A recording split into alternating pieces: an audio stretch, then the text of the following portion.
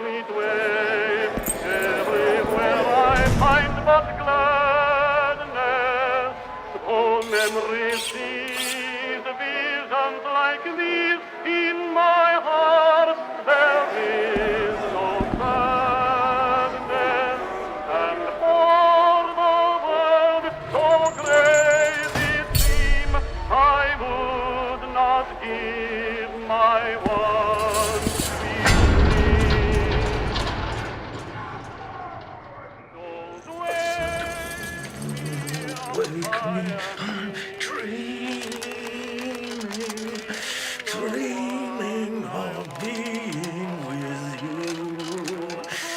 wake me up, I am dreaming, where skies are blue above.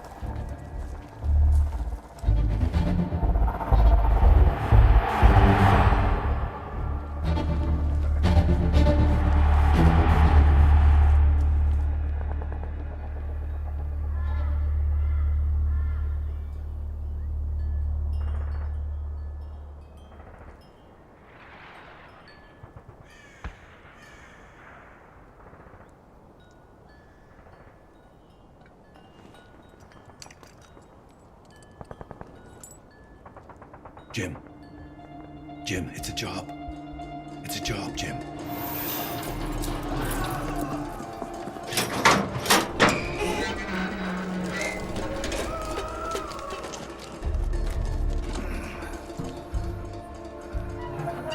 It's Harrison. Jim. Jim. We've got a gig, Jim. We're gonna get you out. Yeah? Pay the general. No firing squad. Gulfstream at the airport. Hostiles? Minimal. Local assets on the surface. Once inside the underground facility, nothing. Why me? You're a specialist, Mr. Powell. We don't want to start a war. We want discretion and speed. So we go in, take out the What scientists. do you mean take out? The research Dr. Evan is involved in is at a very advanced stage. We need to strike immediately before the work is complete and Dr. Evan disappears. You'll be escorting Dr. Healy here into the facility. She knows the research and will direct you in what to take. She'll be in charge. I put the team back together. The old team, yeah. Your team. They're ready to go. Who's this? Spencer, meet Powell. Spencer's company security. He's with me. No surprises, no passengers in this gig. He's part of the deal. What do you mean he's part of the deal? Is he part of the deal, Doug?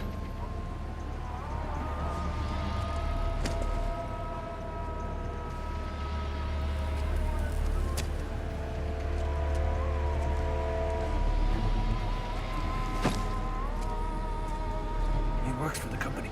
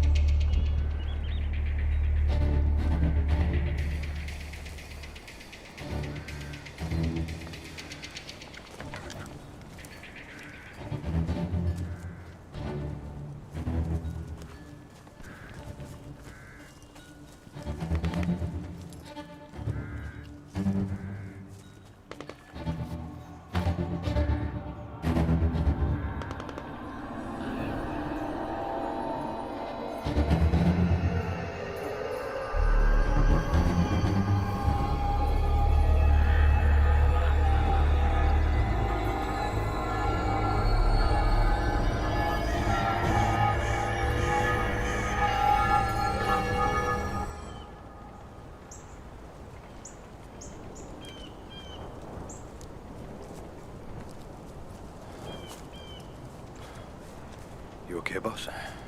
Yeah. Yeah, I'm fine. It's just been a while. I'm okay. Shit.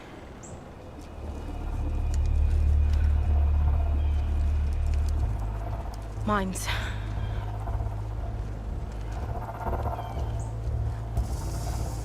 Boss, bike tracks. They seem to go straight through the minefield. Reason? Looks like a regular route. New and old tracks, but we're taking a hell of a risk.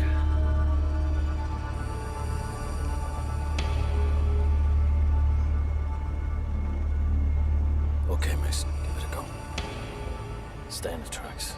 Should we go around? No, we're on a tight schedule. Your schedule.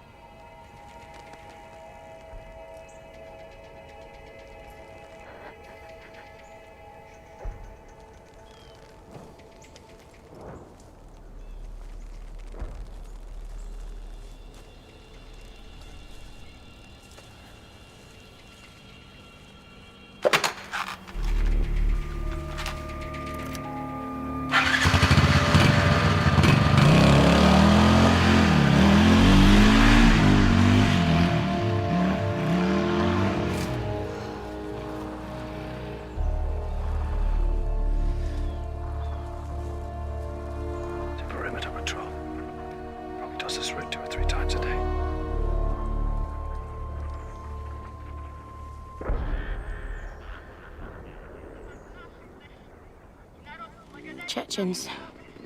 Terrorists, paid goons. They're killers, murderers, rapists. The usual.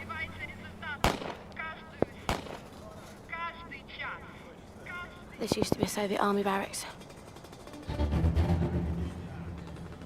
25 miles around here in every direction was ethnically cleansed.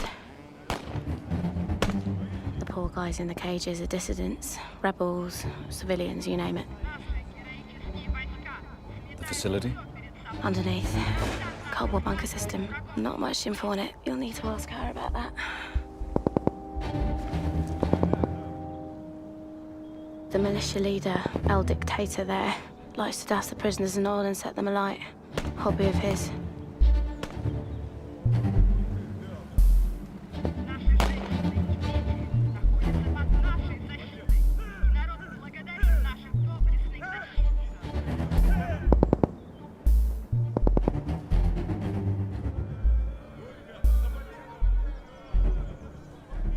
It's time.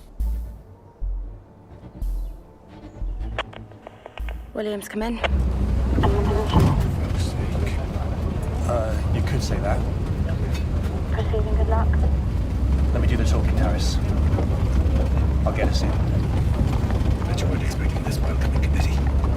Looks like a raiding party coming back. Look at that one. They should be at school.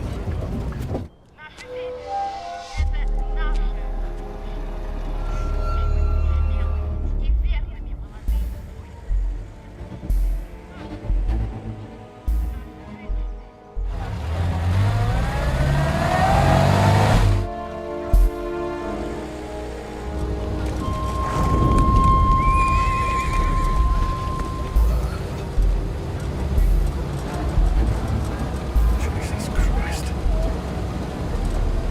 Okay, this is the main militia base.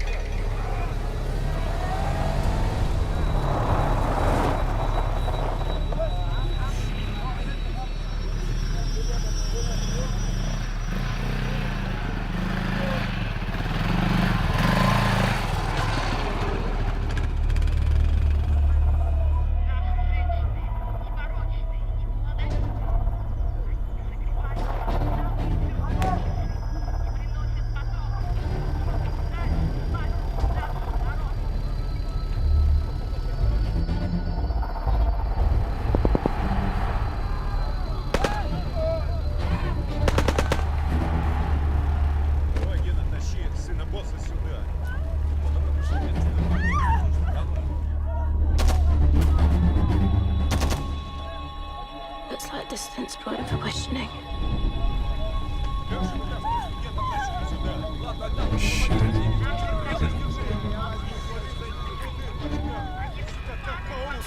Давай, держи его, я его успокою.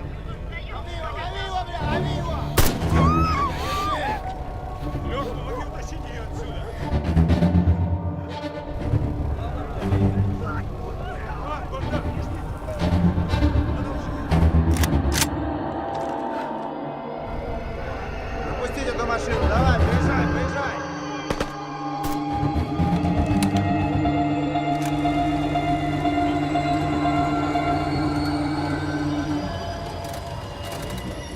Останови эту машину, останови ее. In position. I'll take the two on the right of the car. I see you have 3 and 4 this side. Что ты здесь добываешь? И центрального. Проверяем оборудование. It didn't sound like Russian. Fuck. That definitely isn't Russian. Stupid dialect. They're not Russians. They're Uzbeks. Jesus Christ, Harris, what the...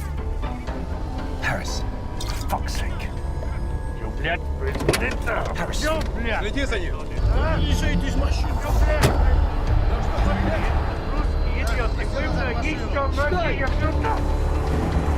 Zwei Detektorverkehr. Corey, you found it. Boom, seen it. Следи за ним.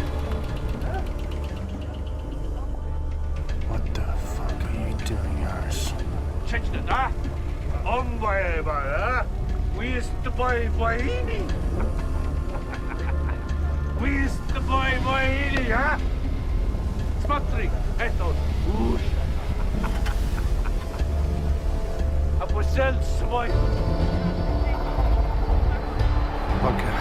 Harris has been drinking again. Гусник.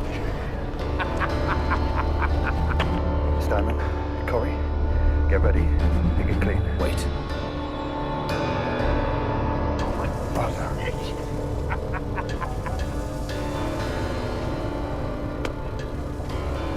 Свобода, блядь! За свободу, блядь! Ничто не может помешать нам, нашим прадедам крестов, We're in. против наших врагов.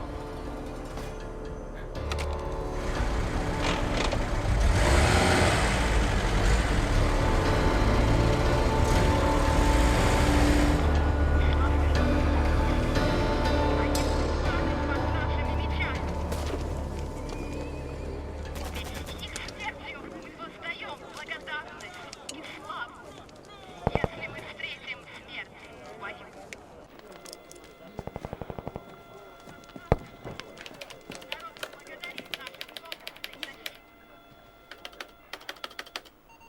Ему.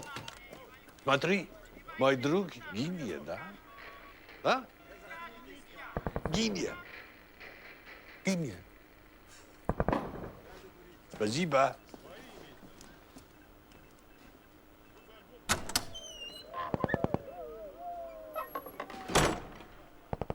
Stand by, everyone. Stand by.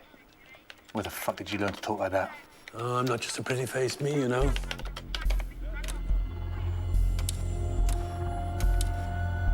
Bingo, I've got it. Be the North Wall in 12 minutes. The North Wall is clear. I repeat, the North Wall is clear.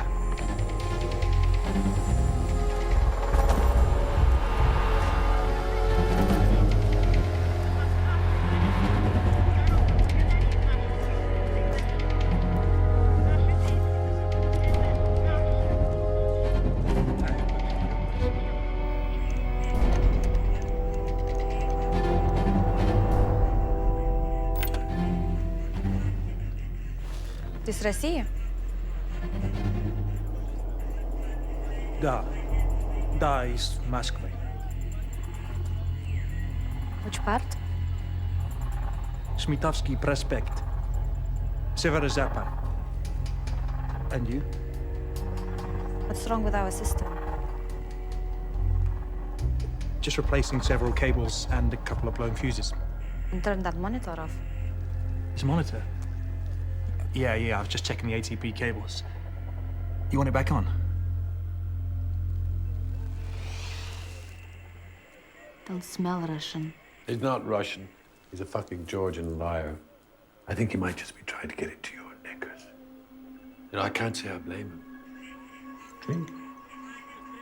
What is so important that he sent 2 engineers to check our shitty cameras? I think she likes you. Corey, they're in. Meet me at the rendezvous.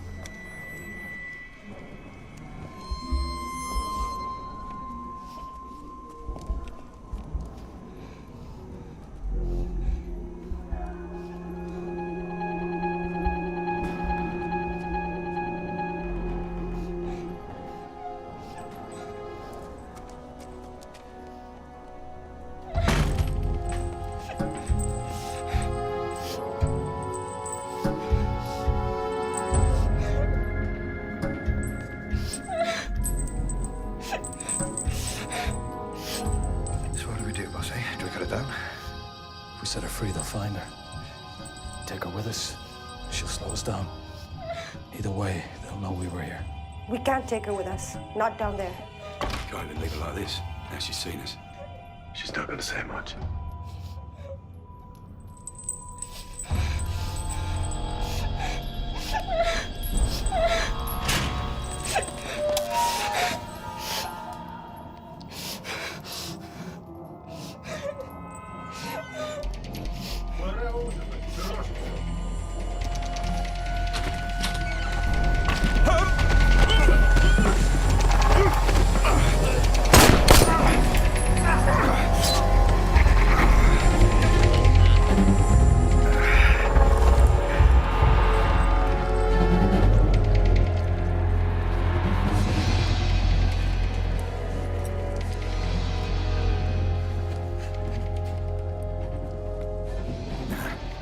Pissed up with the radio blaring. Some Azerbaijani funk. Never heard a thing. Doug, lights.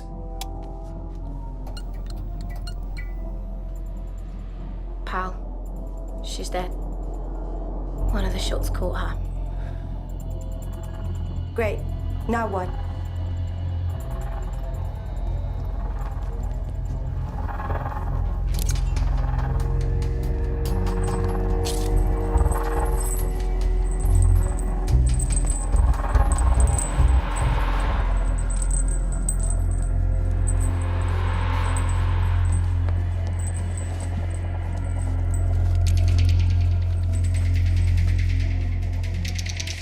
You won't be looking for anybody else now.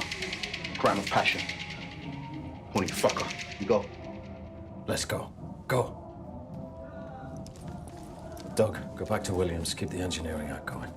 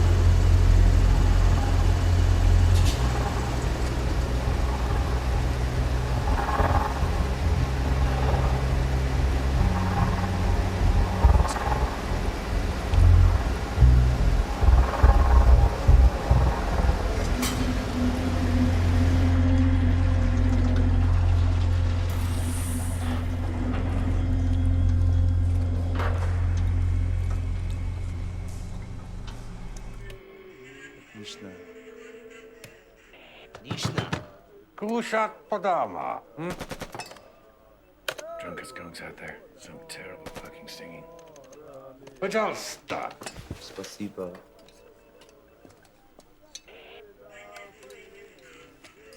Нет! Нет! Нет! Нет.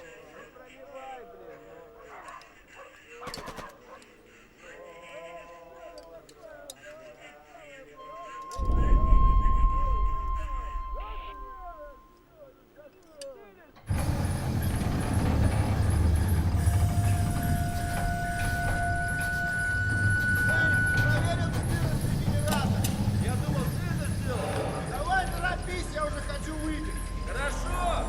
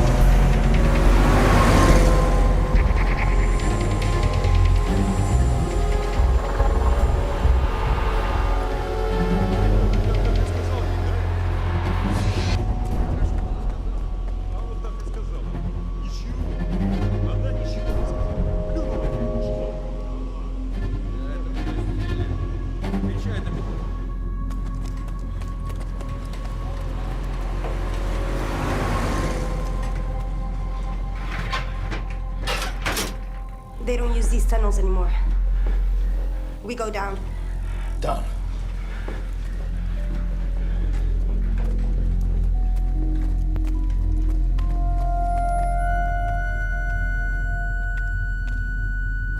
What's down here? Oldest part of the bunker goes back to the 1950s. Offices, infirmary, and canteens for Soviet troops. Who knows what else?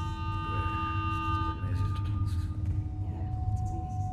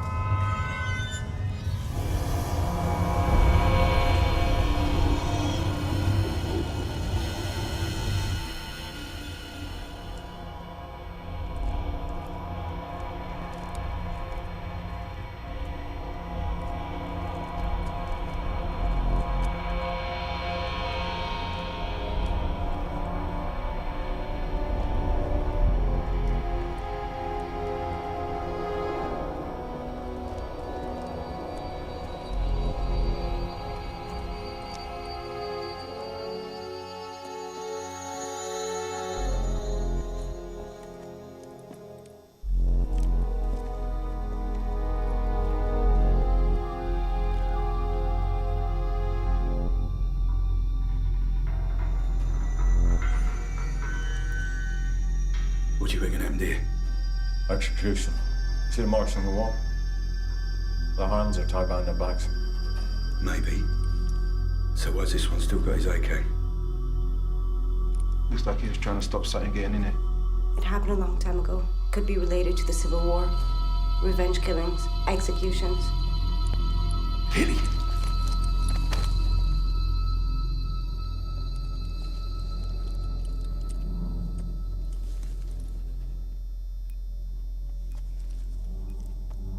Corey.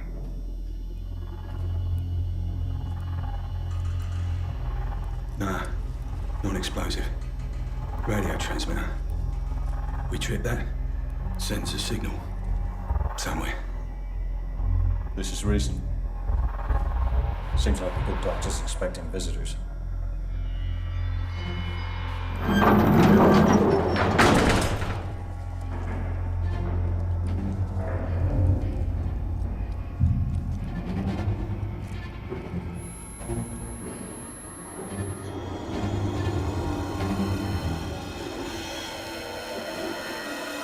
Harris. Harris. Come see this now. For fuck's sake, Williams.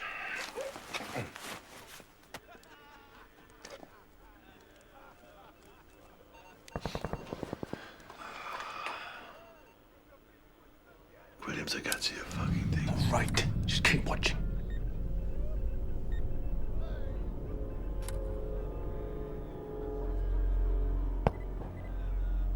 Yes.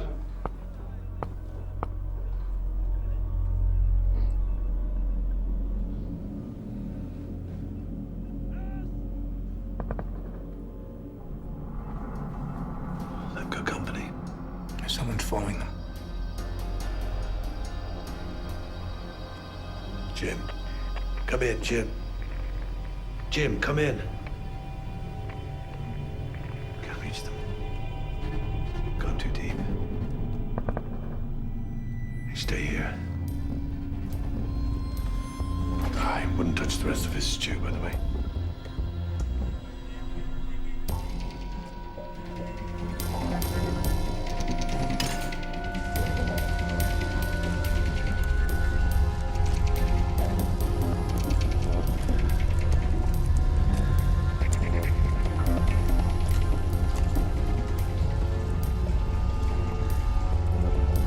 Simon, what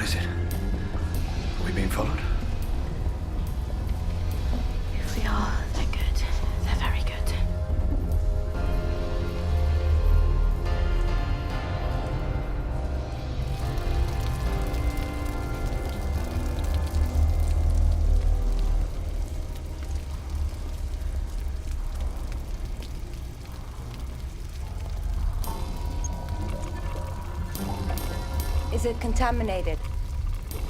Go drink it.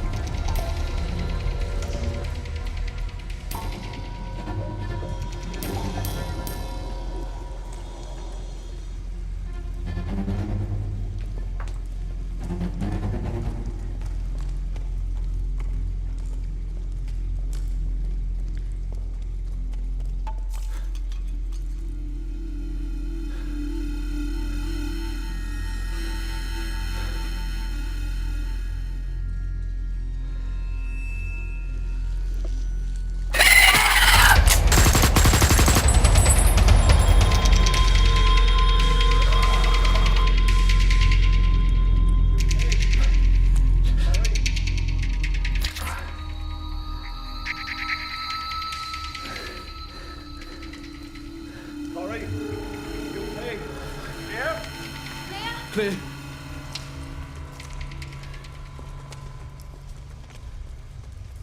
What happened? Somebody was here. Did you see him? Yeah.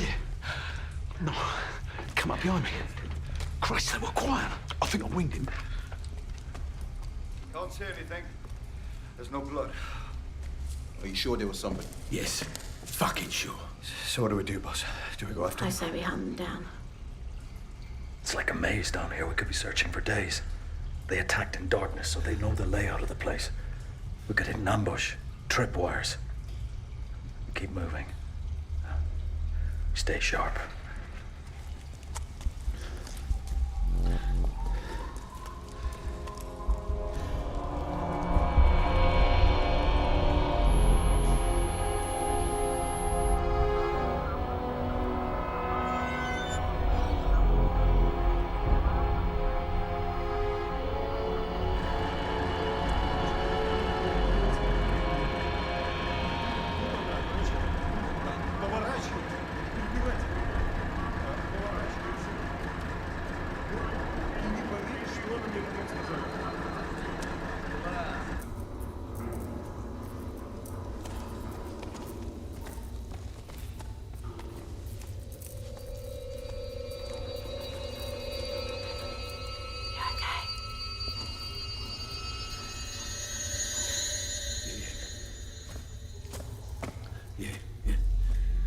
Just sick of these fucking tunnels, that's all.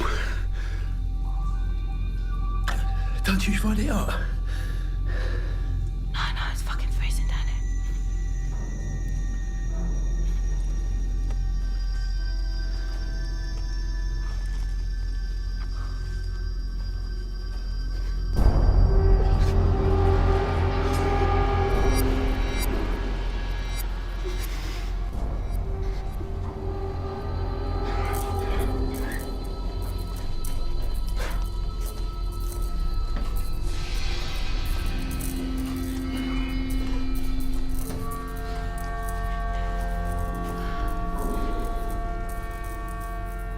Hurry up.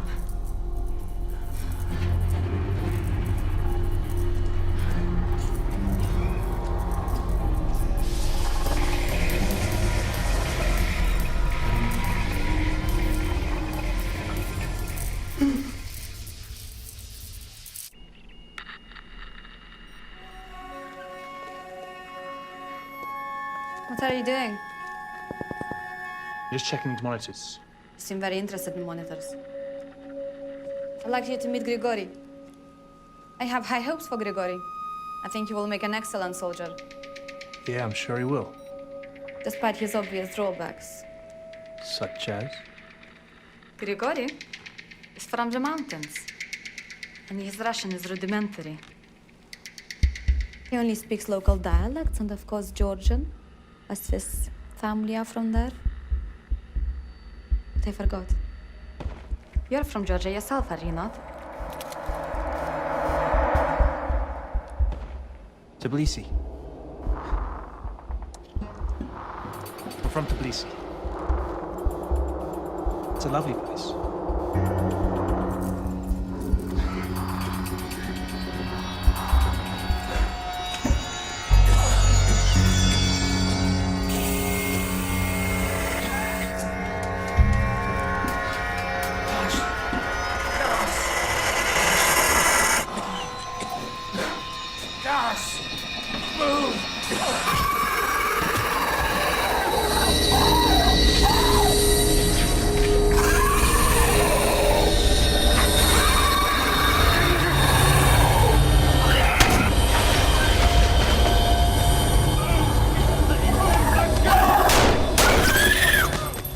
You don't bring a syringe to a gunfight.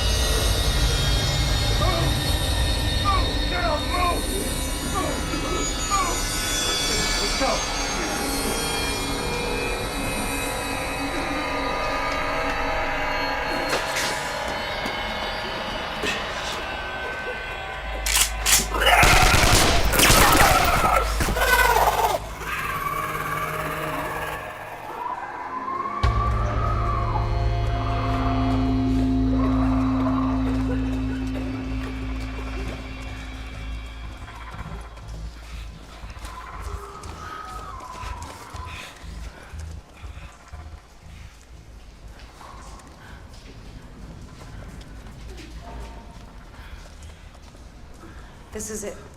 The lab is here.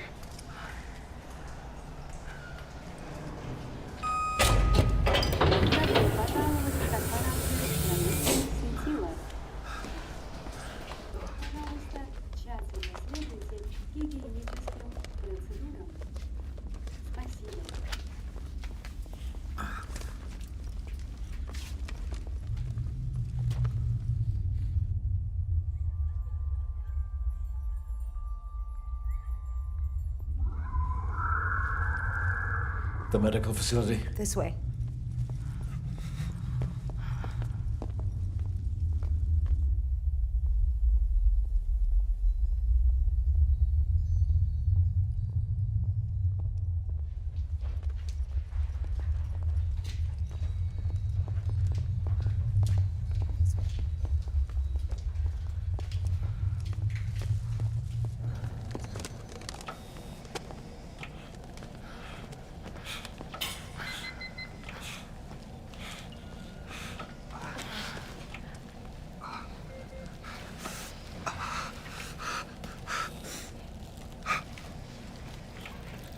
Still a killer, Jimmy.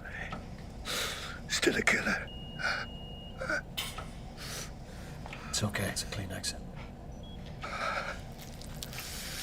Don't wake me up. Don't wake me up. Dream.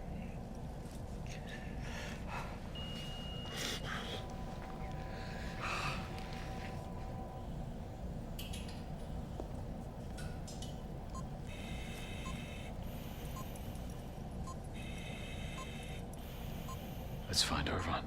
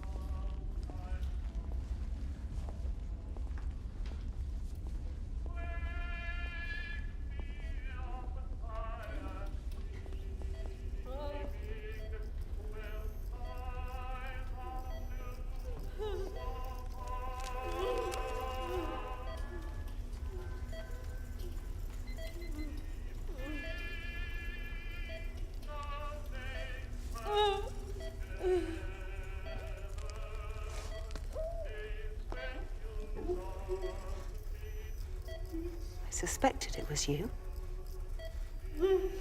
Down. Down. Preeclampsia, type 19. I'm trying to control it with magnesium sulfate.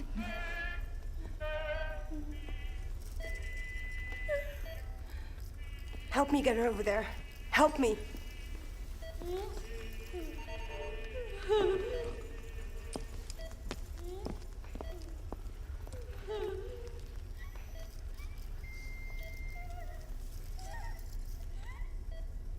Could I get up, please? This is uncomfortable.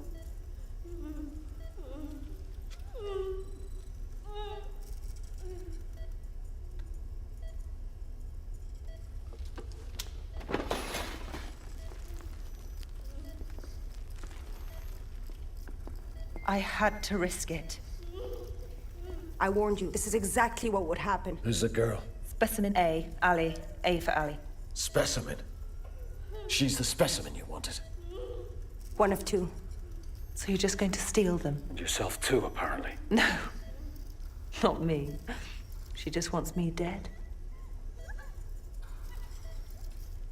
One of my men is missing.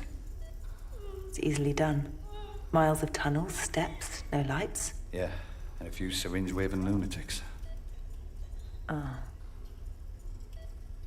They're all right. Yeah, they're fine. I mean, they try to fucking kill us, but they're doing really well. 2 of them are dead. Who are they? And I sense that this is some kind of fucking game between the 2 of you. And I'm not laughing. Who are they? War orphans. I found them wandering the tunnels, starving. I train them, they assist me. And they're also useful as a deterrent. They scare those men upstairs from getting too curious. What's in the syringes? Used to be loads of biological agents stored in the tunnels, Soviet biowarfare stuff. It's an unpleasant cocktail. Not advisable to get dosed. How long has she got, Mathesis? Your timing is perfect, Lila, as always. Hours. We can't leave. The girl is due to give birth. Mason, keep your gun on her. Steinman. Steinman. Sit down. You look like shit. Healy, a word. Now. Move. It's okay.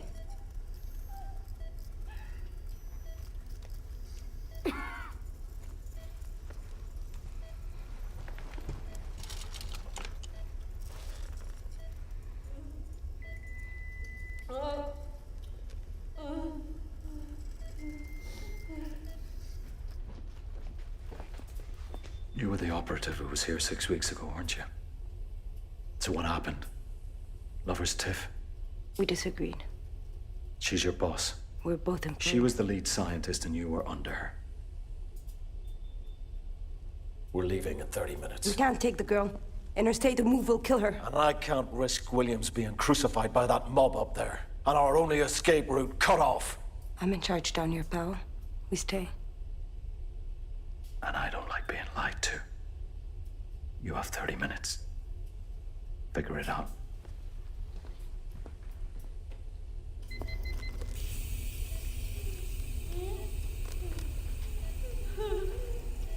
My employers were very clear that I ask no questions about you or your work.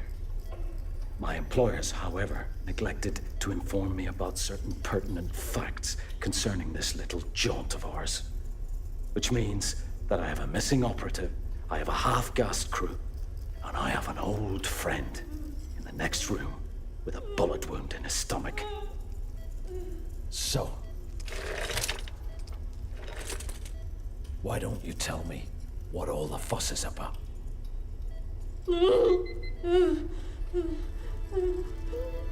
The old Soviet Union kept many secrets. They spent a lot of money on all the sciences, particularly if they felt that branch of science could be weaponized.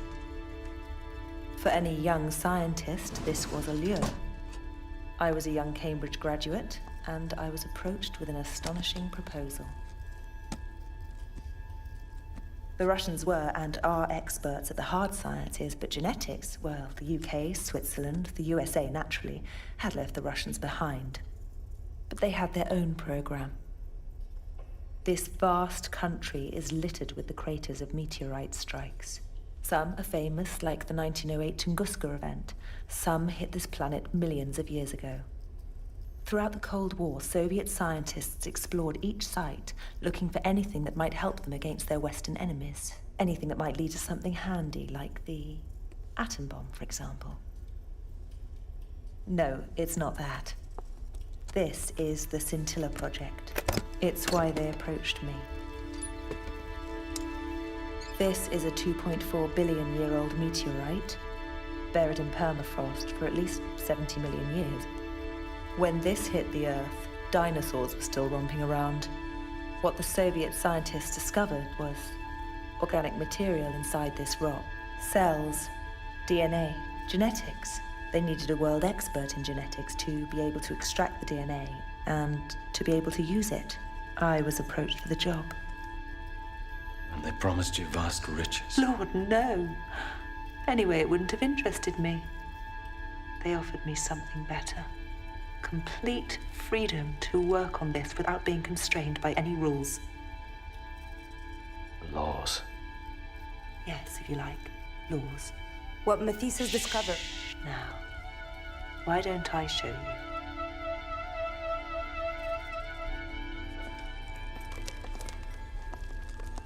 Why all the kids' toys on the blackboard? The specimens need to be educated so I can assess their growth. Compare them to normal children. Children? That girl's 16 or 17, isn't she? She's 5.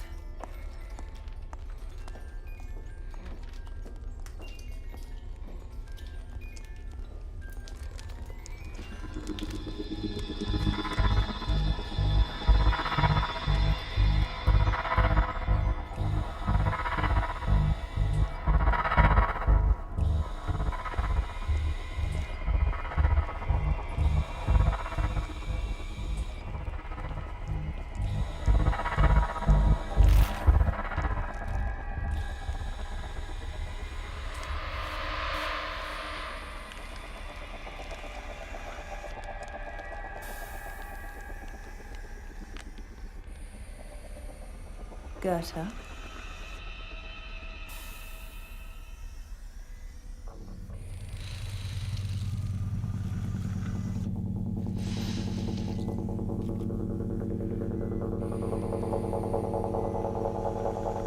He can't speak. He can just about understand basic commands like a chimpanzee. He looks normal, other than the eyes and the breathing spiracle with his neck. He can breathe in our atmosphere for brief periods of time, but in here I can adapt the mix to make it more comfortable for him. I'm still checking his respiratory system and his nerves. He has grown so quickly. How old? Goethe is also 5. What the fuck? Let's talk outside. You okay? What's wrong with her breathing? You fucking guess.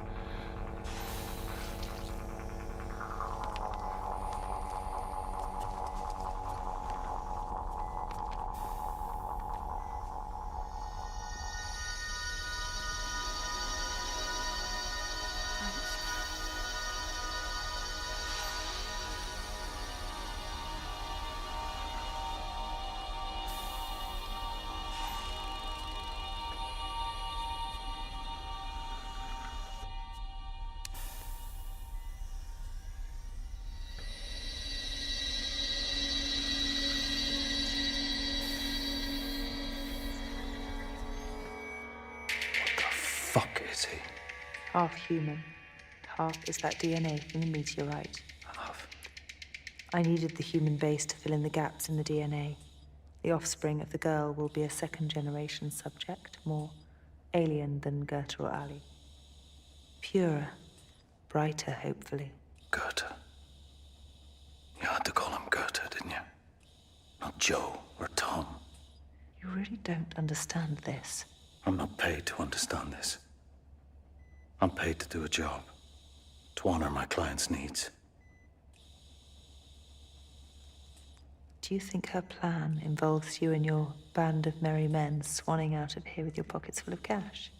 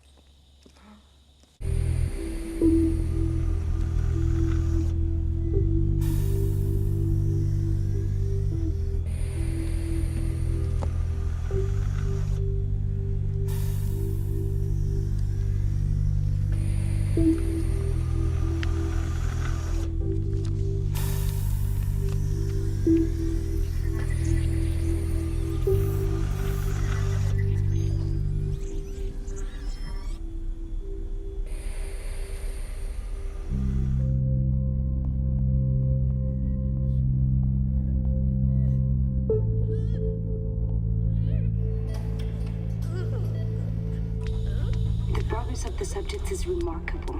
In 4 short years, they have almost reached full height, and we have not yet experienced the usual discrepancies.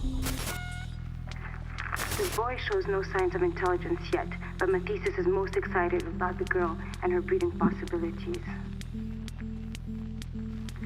Mathesis's ambition continues to grow. After years of disappointment, it is like she is rushing through this headlong. I am concerned.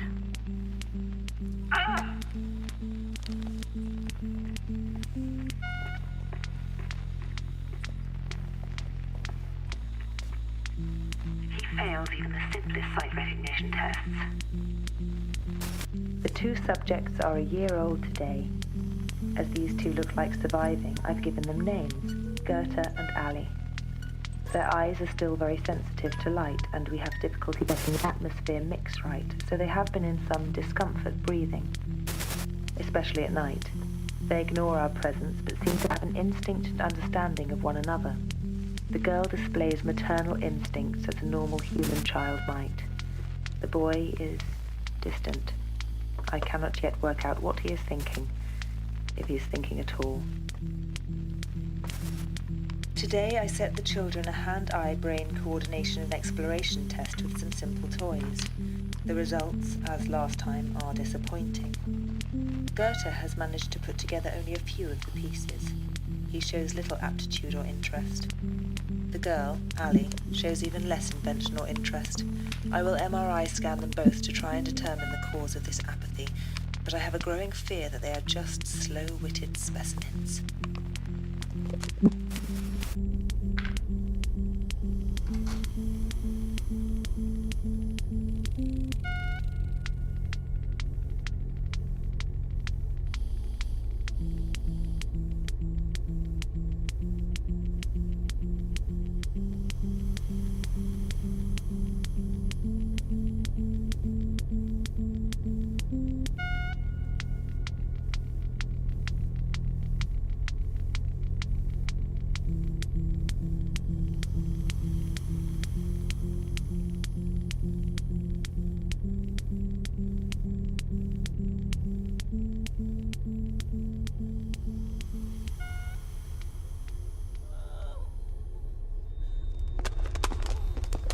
He said get in there now. No, not you.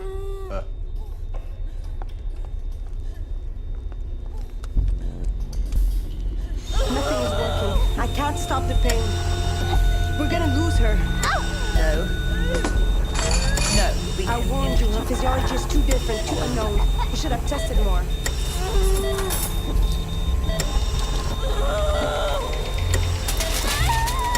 Mathesis will kill her. You can't, she'll bleed and She already is bleeding. She has been for hours. I've been monitoring her. She's not going to survive the birth, but I at least have a chance of saving the offspring. You knew. It was all I could do.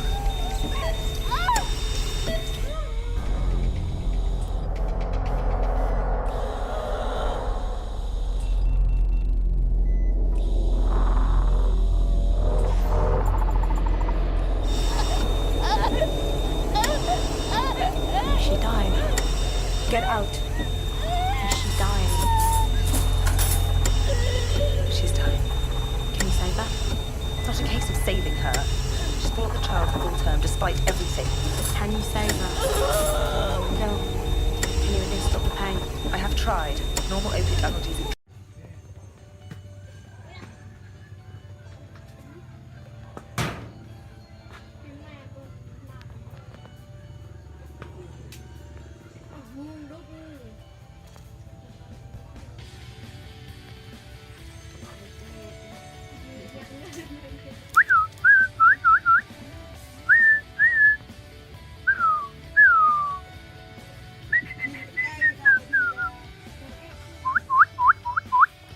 Ông nó ba.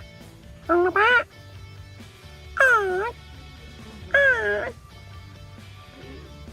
John. Ông đang ở đây John. Lưu John. John hơi John. Mau. Mau nào.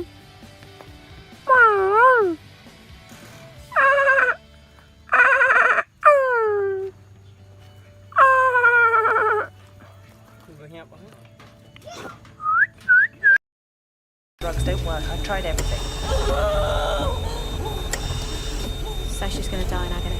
Look, just get out. I don't have time for a medical lesson. She's in pain, there's not much I can do. You and I need to prepare for a cesarean section. Without drugs? Yes, unfortunately, without drugs.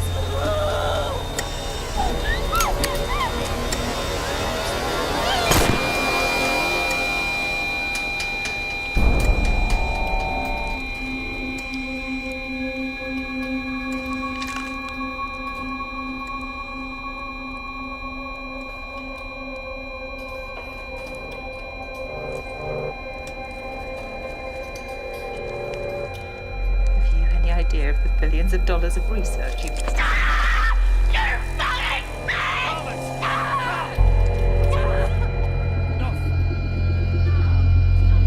You can still do the C-section and save the fetus. Her physiology means the fetus dies when she does. It's too late.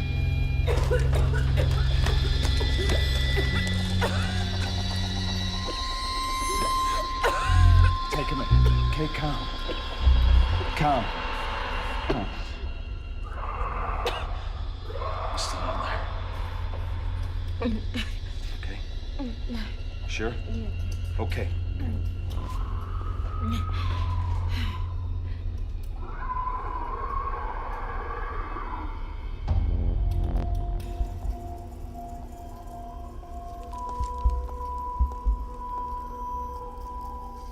Time to go, folks. I'm gonna need help moving Harris. Maybe we can find something to give him to help him make it up to the top and out of here. I'm not leaving. You are leaving. I've lived here 17 years. I'm not leaving now. Either here or out there, I'm dead already, so I prefer you leave me here or finish it now. The company's orders are to take the research, the specimens, destroy the facility, including Dr. Irvine. You want me to kill her?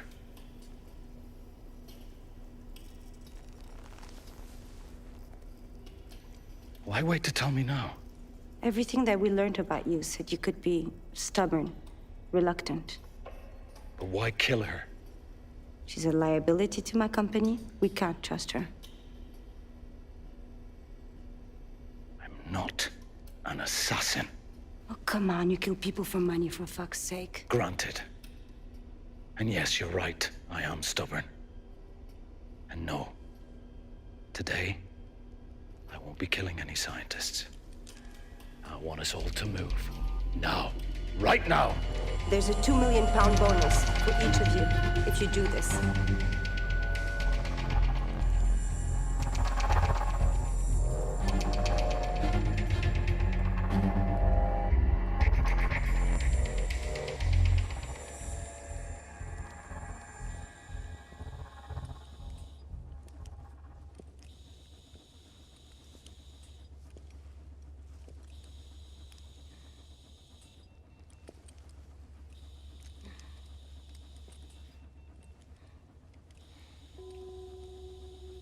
I'm sorry. Your sister, she's dead.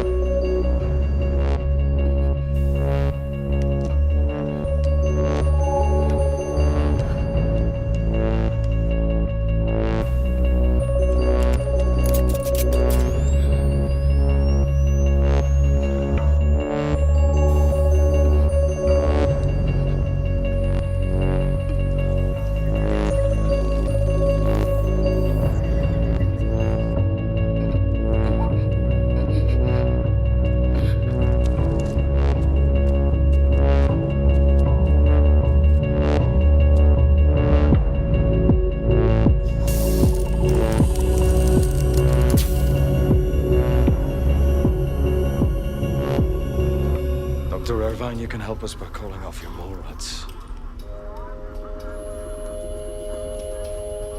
We're leaving. Now. I'm sorry. She isn't coming.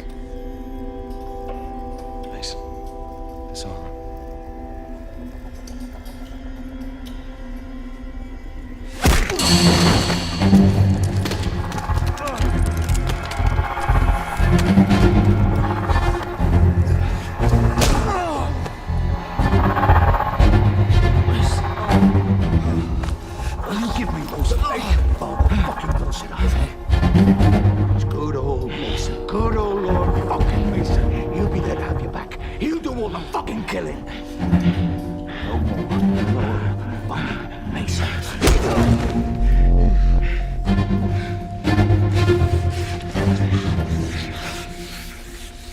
What did they offer you, Mason? How much did they offer me? What the fuck did they offer you? They offered me the car, they offered me the big house, they offered me the holiday in fucking Honolulu. What do you think they offered me? Money. They offered me money, Jim, and they offered me respect. That's what they offered me.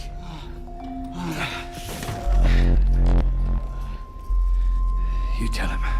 Head of Internal Security.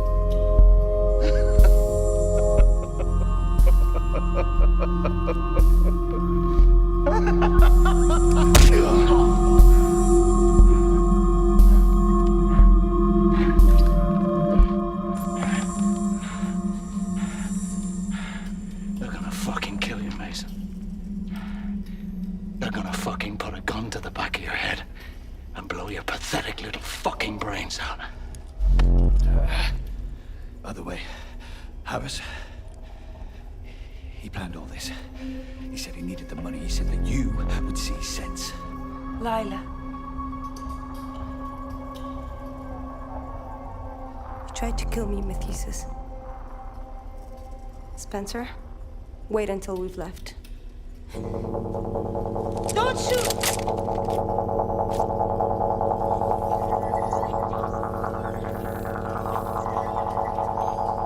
Gerta, what are you doing out?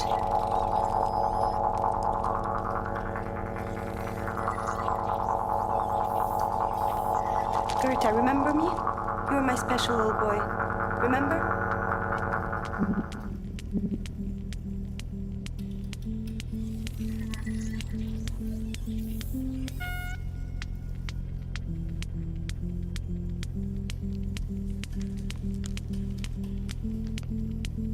I doubt he has the capacity to feel anything.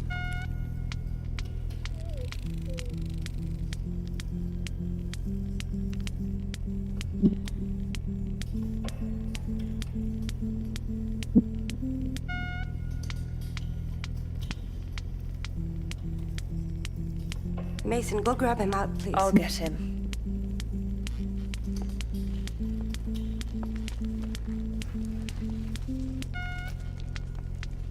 Gerta, I've asked you nicely. Could you please go back to your room?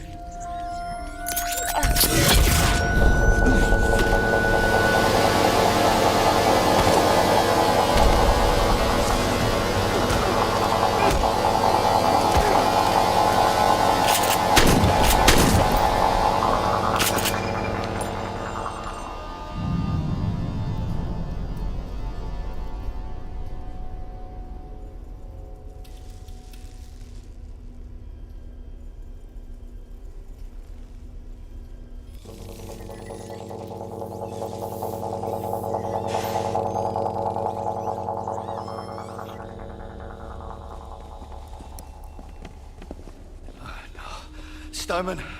Steinman! Hear me? Steinman. You okay? Steinman. No, don't move her. Both her leg and arm are badly fractured. I'm gonna need supplies for medical. Stay with her.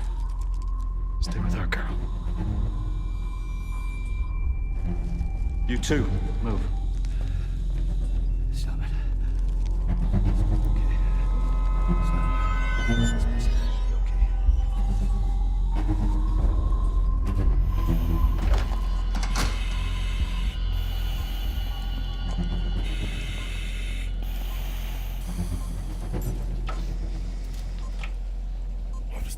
Jim? It's nothing. Steinman got hurt. Are we under a new regime? No. Brief insurrection. Dealt with. I fucked it up, didn't I? I'll get you home, Doc, okay? I'm sorry, Jim. I let you down. I said, I'll get you home. Let's go.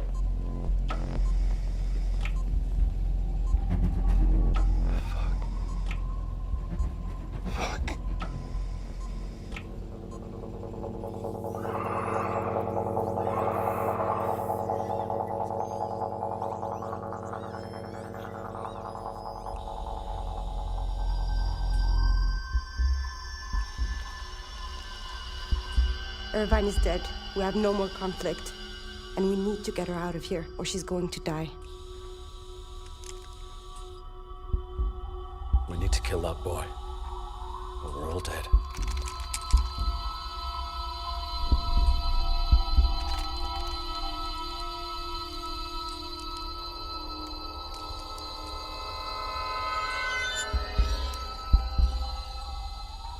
Clear the way. And get Harris and Steinman ready for transport. Okay. Jim, shut up. Let's go.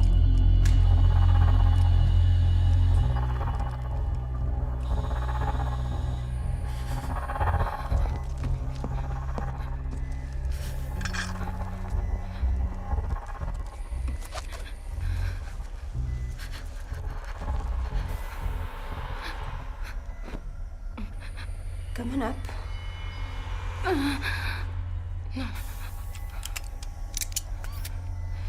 What's that?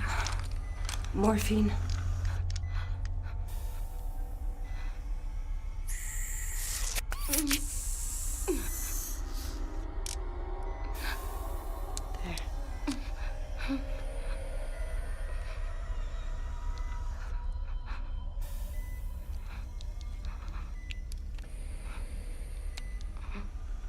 Don't worry.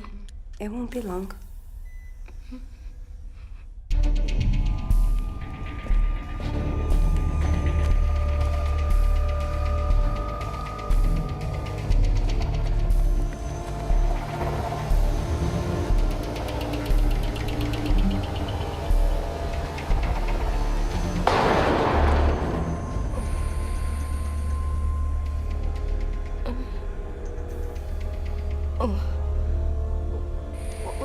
What was that? That's not morphine. Shh.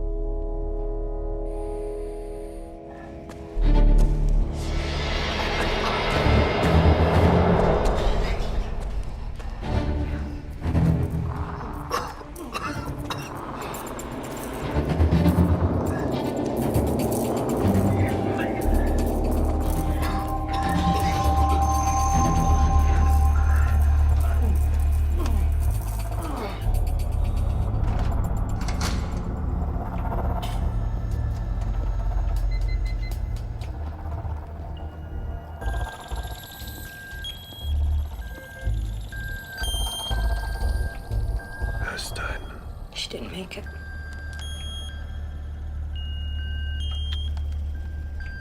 I didn't suppose you would. You're tidying up.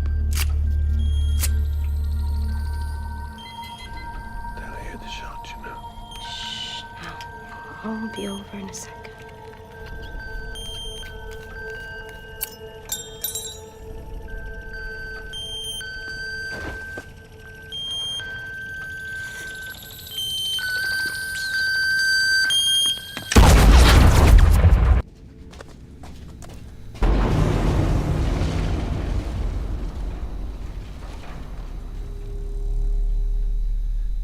I'll go check.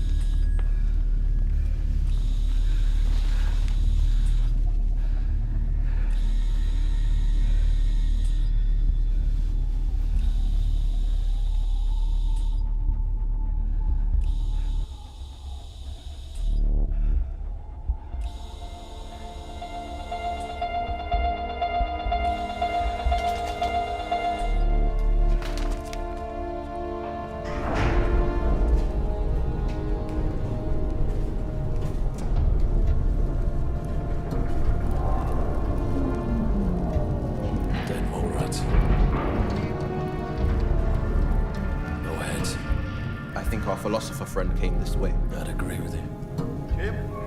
Jim! They're gone. They're all gone. Harris, Steinman, and Healy. They're all dead. You sure? Yes, I'm sure. Harris, Steinman. Something must have got them, Jim. It's like a fucking war zone down there. Looks like the medical facility got fragged. Fuck. You certain? Yes, I'm fucking certain. Well, fuck it, that blows this gig. I'll hit you right out with you guys. I'm not getting paid anymore anyway. There's an elevator this way. What are you talking about? What elevator? It was Healy's escape route. It's a main access shaft. Only to be used if shit hits the fan. And shit's hit the fucking fan. Let's go.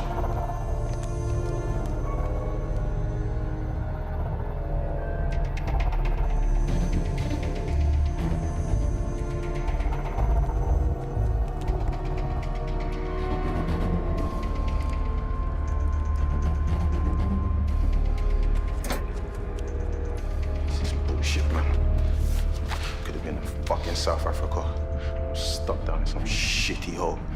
Mercs, aliens running around everywhere. Bollocks. Fuck, I'm not even fucking getting paid.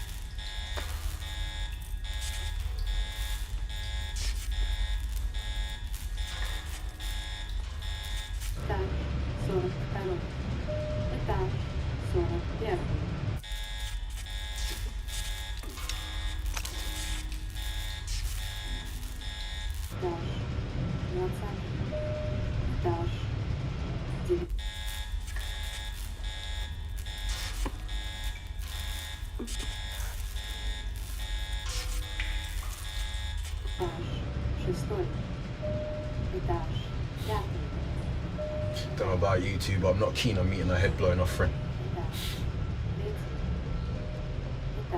That's someone else's problem. Yeah, totally. I mean, if we get the drop on him, I'll take him. I'm not getting paid. But I'm not going looking for him, especially with that device of his. Shit.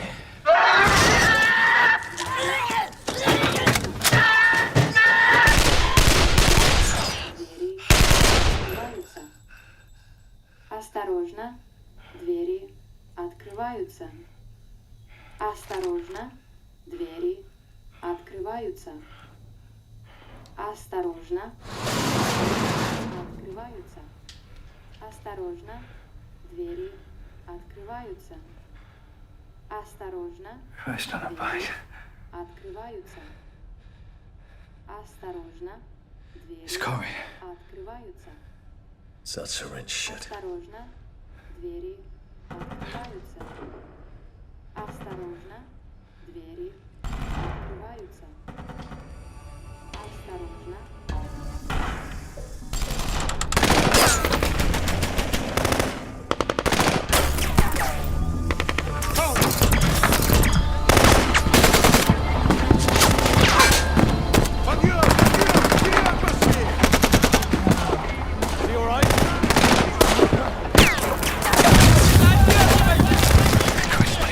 What have they done to you? You okay? They don't like Georgians.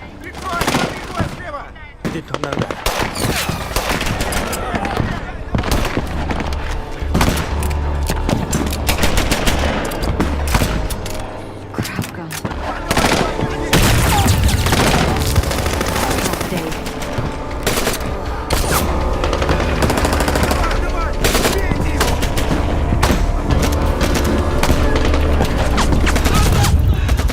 Who are they firing at?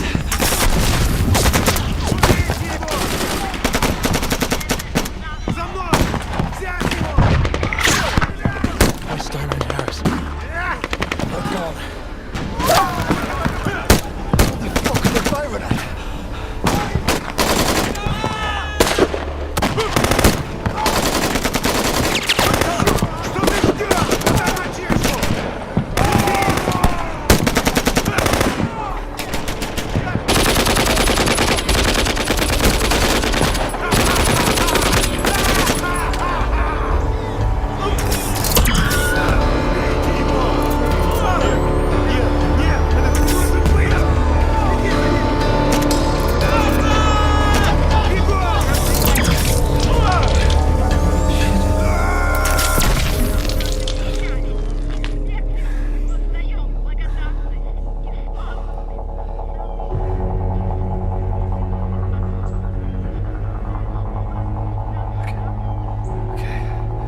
Okay, boss. You got one shot at this. You take him straight after he takes me. No, shut up.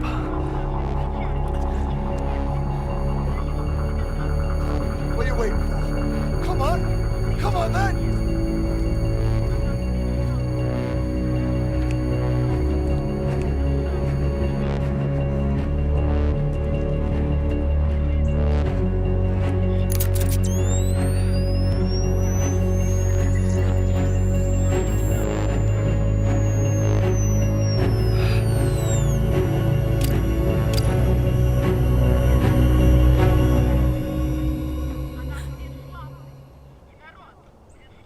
iPhone batteries. They always let you down, don't they?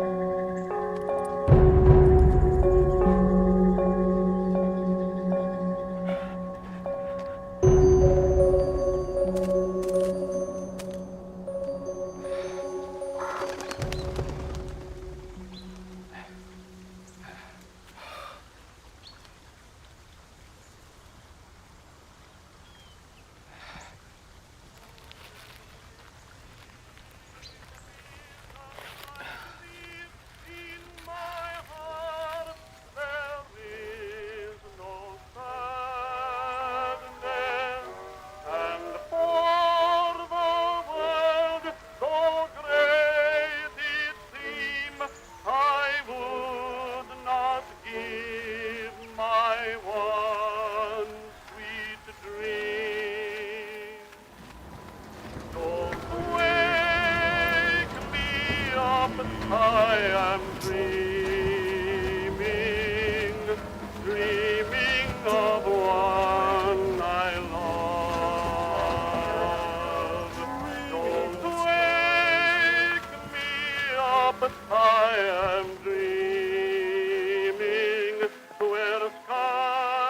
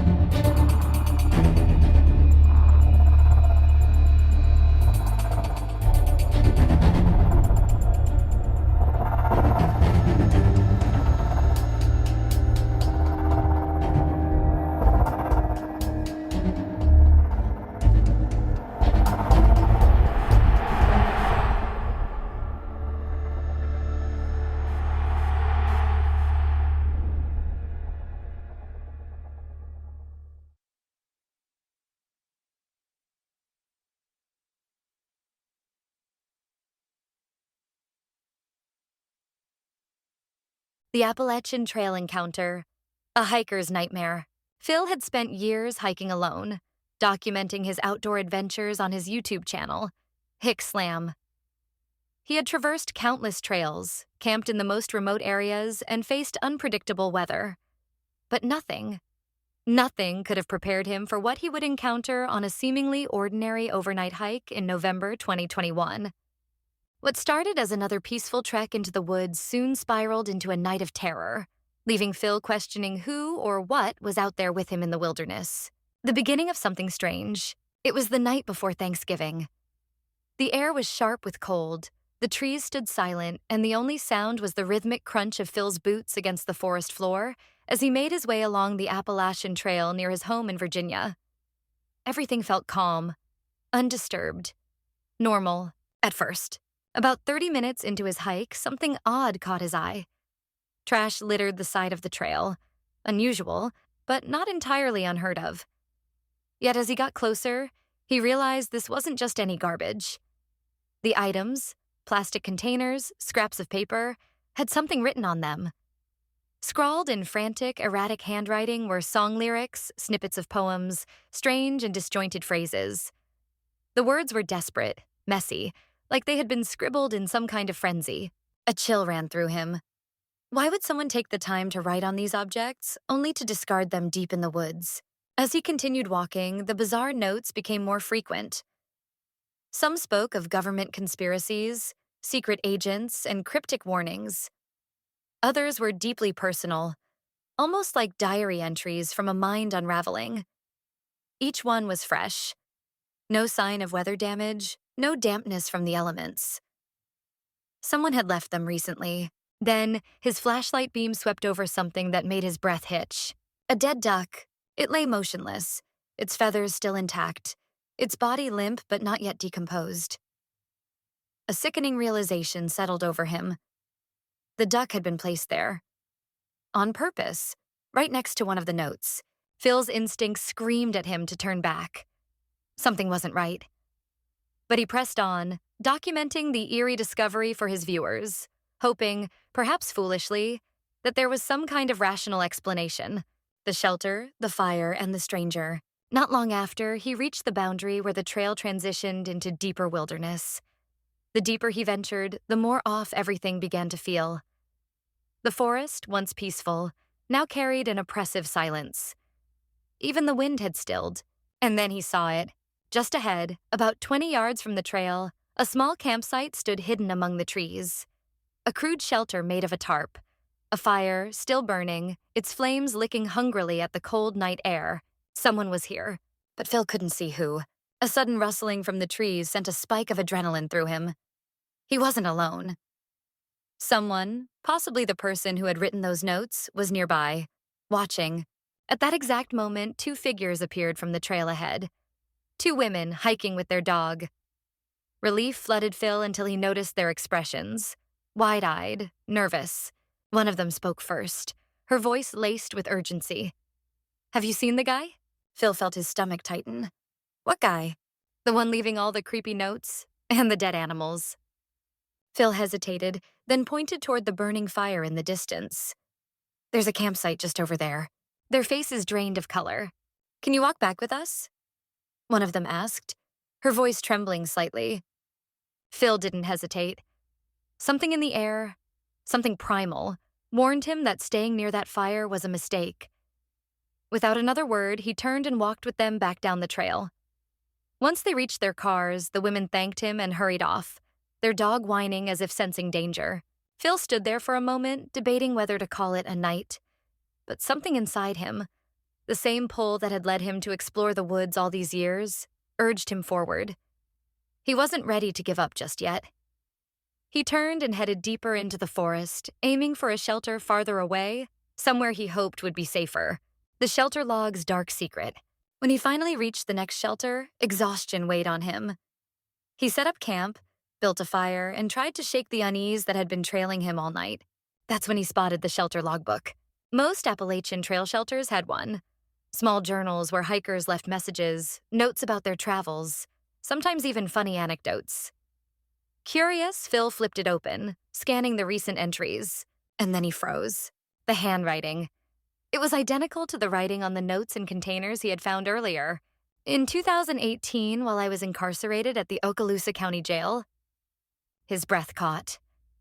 The entries spiraled into disjointed ramblings, references to biblical passages, ominous warnings, rants about government spies, and hidden messages in music lyrics. Think grave robbery, Little Mrs. Wolf, JB and Company, wicked schemes. Phil's skin prickled with unease. Whoever had written those scattered notes out on the trail had been here. Not just recently. That same day, a rustling outside snapped his attention away from the book. His flashlight flickered as he pointed it toward the dark trees beyond the shelter. Nothing. Then he noticed it. A half-empty Gatorade bottle dangled from a string on the ceiling of the shelter. Attached to it was a note. Same handwriting. Watch out for Yeet Mouse. The dead do walk and talk. Phil swallowed hard. Every nerve in his body screamed at him to leave. The man in the dark. Still, he forced himself to settle into his tent, the fire crackling just outside. But sleep never came. His ears strained for any sound, every snapped twig sending a fresh wave of paranoia through him. And then footsteps, slow, deliberate, approaching the shelter. Phil's pulse pounded. He reached for his flashlight and carefully unzipped the tent just enough to see outside. A lone figure stood in the darkness. A headlamp flickered from the man's forehead, casting strange, shifting shadows across his face. Phil didn't move. He didn't breathe. The man stood motionless for a long moment. Then, as if sensing he was being watched, he took a single, deliberate step toward the shelter. Phil didn't wait. He scrambled to grab his gear, moving as silently as possible, every instinct screaming at him to go now. With his heart hammering in his chest, he slipped from the tent, keeping to the shadows as he made his way back to the trail. He didn't look back. He didn't dare. By the time he reached his truck, his hands were shaking. He locked the doors, started the engine, and drove away, checking the rearview mirror the entire way home. Phil never returned to that section of the Appalachian Trail. And to this day, no one knows who the man was, or what he would have done if Phil hadn't left when he did. The Stalkers in White, a hiker's nightmare. In the spring of 2008, Matt Higgins, an experienced 18-year-old hiker, embarked on an ambitious solo journey through the California section of the Pacific Crest Trail. A rugged 1,700-mile stretch of wilderness teeming with harsh landscapes, treacherous wildlife, and vast, unbroken isolation. For weeks, he pushed forward through the trail's deserts, forests, and mountains, battling exhaustion and the occasional wildlife encounter. Yet nothing could have prepared him for what was waiting deep within the Lassen National Forest. Something far more terrifying than cougars or bears. The strangers on the rock. Matt had spent days in complete solitude. The Pacific Crest Trail was infamous for its long stretches where hikers would go for miles, sometimes days, without seeing another soul. But that changed one afternoon as he rounded a bend in the dense Lassen forest. Ahead, perched atop a large, moss-covered boulder, sat two middle-aged figures, a man and a woman, both dressed head to toe in filthy white clothing. Their skin appeared unwashed, their clothes ragged, their hair unkempt. The man had a long, scraggly beard, and their faces were expressionless. Their cold, vacant eyes locked onto Matt as he approached. Something about them felt wrong. The way they stared, unblinking, unmoving, unnervingly silent, sent a chill crawling up Matt's spine. He tried to be polite, offering a small wave and a forced, "Hey," as he passed. No response, no nod, no greeting, not even a flicker of acknowledgement. They just sat there, watching. Matt hurried past, resisting the urge to turn around. As he moved forward, the sensation of being watched grew stronger, burning into the back of his neck like a silent warning. That night, he tried to shake the encounter from his mind. After all, weird people exist everywhere, especially in the wilderness. But something about them, about their unwavering silence, felt deeply unnatural. A midnight visit. That evening, as the sun set, Matt veered several hundred feet off the main trail into the dense trees to set up camp. He cooked a small meal and, following bear safety protocols, tied his food in a waterproof bag and suspended it high in a tree before retreating into his tent. He zipped himself into his sleeping bag and let the quiet of the forest lull him into sleep. Hours later, a sudden noise snapped him awake. A crunching sound. The unmistakable snap of a stick breaking right outside his tent. His breath caught in his throat. Frozen in the darkness, Matt strained to hear more. The dense forest swallowed most sounds, but now he heard it again. Soft, deliberate footsteps crunching the forest floor. Someone was out there. Or something. He gripped the handle of his hunting knife, his pulse hammering in his ears. His tent had no windows, so he had no way of knowing who or what was lurking just beyond the thin fabric separating him from the unknown. Then the footsteps stopped. Silence. And then whispers. Not one voice. Multiple. Soft, hurried, conspiratorial. All around him. Matt's skin crawled. He wanted to scream, to bolt from the tent, but fear pinned him down. The whispers circled him, darting between the trees. The voices spoke in hushed, indecipherable murmurs. And then, as suddenly as it had begun, silence. No retreating footsteps, no rustling of leaves. Just eerie, unnatural stillness. Matt did not sleep for the rest of the night. When morning finally arrived, he cautiously unzipped his tent and stepped outside, scanning the area for any sign of the intruders. Nothing. But then he saw it. His food bag was gone. Not torn down, not shredded as a bear attack might suggest. Just vanished. And worse, footprints surrounded his tent. Dozens of them. Human boot prints, not his own, circling his campsite, creeping dangerously close to where he had slept. They had been right outside his tent, watching, listening, waiting. The shadows that followed. Matt ran. With his gear hastily packed, he sprinted back to the main trail, his eyes darting in every direction, expecting to see the man and woman in white lurking in the trees. But no one appeared. He hiked faster, pushing himself harder than ever before, desperate to put distance between himself and whatever had been in his campsite. For 3 days, he saw nothing. No mysterious figures, no signs of being followed. He convinced himself it was over. Maybe they just wanted food. Maybe they weren't interested in him at all. But then, on the 4th day, as he climbed higher into the Mount Shasta wilderness, he turned to glance back down the trail, and his stomach dropped. Far in the distance, 2 white figures were slowly making their way along the same path. The people in white were still following him. The final night. That night, Matt ran until his legs ached. His lungs burned, and the world became a blur of darkness. He plunged deep into the forest, setting up camp hundreds of feet away from the trail. He created a perimeter of sticks around his tent, his last desperate defense. If they came near, he would hear them. Hours later, snap, a twig broken underfoot. Then another. And then the whispers. They were back. But this time, a beam of light flickered on, illuminating his tent like a spotlight. Matt's breath hitched. They had found him. The light snapped off. Footsteps circled him. The whispers intensified. They were everywhere. A rush of adrenaline surged through him. With a primal scream, he lunged out of the tent, knife in hand, slashing wildly at the air. Something moved behind him. A shadowy figure darted toward him. Matt ran. He crashed through the forest, branches tearing at his skin, trees looming like silent sentinels. He ran until his body gave out, collapsing beneath a fallen log. Hidden, breathless, waiting. Moments later, a beam of light cut through the darkness. It hovered, swept side to side. They were searching for him, but they never found him. The escape. By dawn, Matt staggered back to civilization. He reported the stalkers in white to authorities, but no leads surfaced. No arrests. Matt never learned who they were, how they tracked him, or what they wanted. All he knew was this. They never spoke. They never stopped. And they never should have found him. But they did, and they could again.